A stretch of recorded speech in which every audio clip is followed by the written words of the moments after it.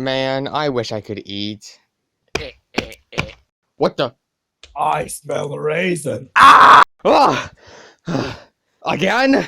Hey, how are ya? If you're here to see how the rig works, skip to this timestamp. If not, then hello and welcome to part 2 of upgrading my worker drone rig. This will likely be the final part and I'm excited to show you guys the new progress update. I've got a list of things to fix and I'm also going to add a few extra things. Beginning with the hand rig, to make a fist you have to move these 2 bones, which is too many.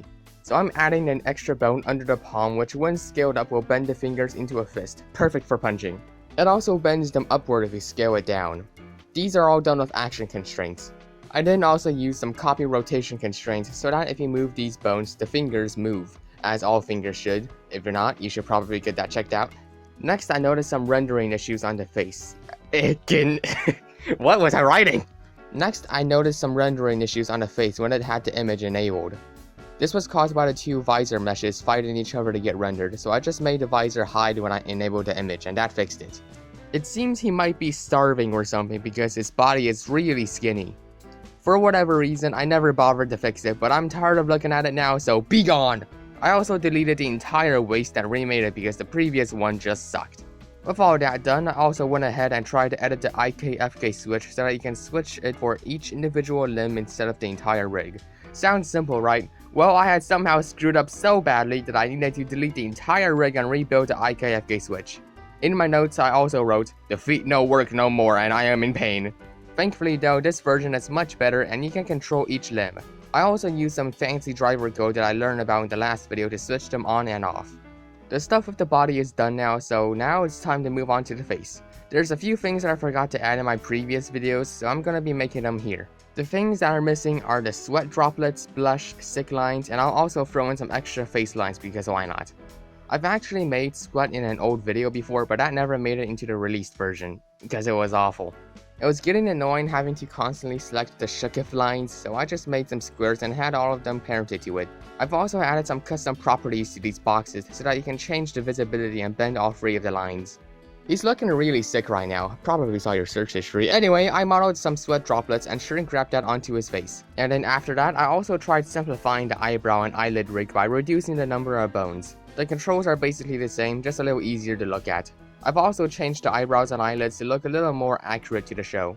Everything looks like an absolute mess right now on the face rig, so I added an extra bone that enables or disables the visibility of these extra things. And finally, I added some mouth shape sliders that you can drag around using more action constraints. Phew, okay, that's all of the updates done. Guess it's ready for the release then. This video also includes updated instructions on how to use the rig, so enjoy. Let's start with switching from IK to FK. To do so, select these IK-FK bones at any of the limbs and press N to access its custom property. By changing that, you can enable or disable it. Onto the face rig, these sliders at the side of the head controls what is displayed, with blank being, well, blank. If you want to add a custom image, bring the visor slider down to enable it and then go to the shader editor, select the material and change the image texture to whatever you like. Next, on the mouth controller, you can remove these long rectangles to control the teeth opening and closing. In the center of these is a small square that you can drag around to animate the mouth. And on top of that are sliders for different mouth shapes. Onto the main mouth rig, you can move these control boxes or you can get more fine control using these smaller circles. On the front face panel, there's a bunch of boxes which control elements on the visor, and many of these have custom properties that you can animate. If you click on this gear icon on the side and enable this, more bones will pop up. Nothing will show up on the visor though, and that's because they're all disabled, so just click on the ones that you want and enable it through the custom property.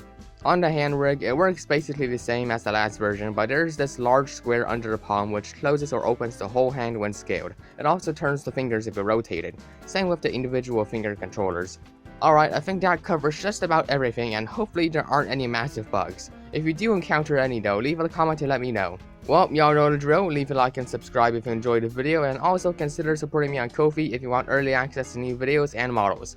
I hope you have a wonderful day and see you in the next one.